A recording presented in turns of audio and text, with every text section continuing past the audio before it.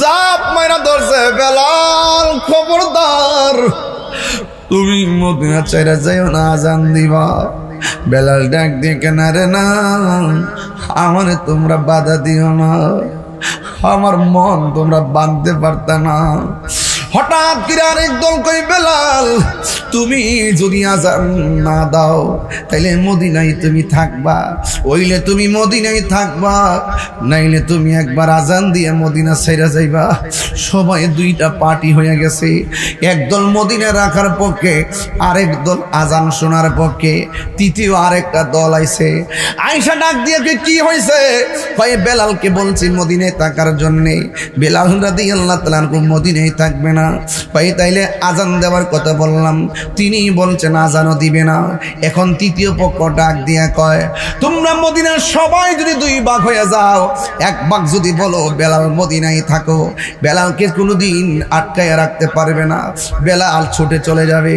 আর এক দল যদি বলো বেলাল তুমি আজান দাও, বেলাল কখনো আজান দিবে না, বেলাল ঠিকই আজান না দিয়া চলে যাবে। এখন আমরা তৃতীয় পক্ষ, আমরা একটা কথা বলি শোনো, মদিনাবাসী, বেলালকে যদি রাজি করাইতে চাও তাইলে একটা কাজ করা লাগবে, আজান দেওয়াতে চাইলে একটা কাজ করা লাগবে। কয় কি? এই মদিনার ভিতরে সব বললেও কাজ হবে না।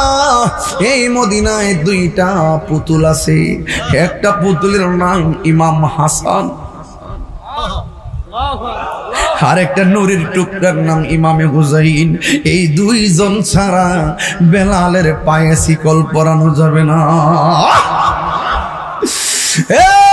যুবক, এবার ইমাম হুসাইন রাদিয়াল্লাহু তাআলা নূর কাছে গেল, যাইয়া ডাক দিকে আজান রে হুসাইন, বেলাল এসেছে। কি করা লাগবে? বেলালকে আটকানো লাগবে। ইমাম হুসাইন ওই ইমাম হাসানকে রাদিয়াল্লাহু তাআলা নিয়ে সোজা চলে গেলেন বেলালের কাছে। এবার মদিনাবাসী দর্শক গ্যালারিতে এবার মুখোমুখি হয়ে গেলেন ইমাম হাসান ইমাম হুসাইন রাদিয়াল্লাহু তাআলা আনহুমা, সাইয়্যিদা শাবাবি আহলিল জান্নাহ, যাদেরকে আমার আল্লাহ জান্নাতের খুঁটি বলে ঘোষণা করেছেন। জান্নাত আমার হাসান হুসাইনকে দিয়ে তোদের জান্নাতের সৌন্দর্য আমি বাড়াইছি। সুরে কন্যা সুবহানাল্লাহ। এই বেলাল রাদিয়াল্লাহু তাআলার সামনে ইমাম হাসান আসলেন, ইমাম হুসাইন রাদিয়াল্লাহু তাআলা আসলেন। আয়েশা ডাক দিয়ে বলে, বেলাল, ও বেলাল, ও বেলাল, কেউ বলতেছে মদিনায় থাকার জন্যে, কেউ বলতেছে আজান দেওয়ার জন্যে।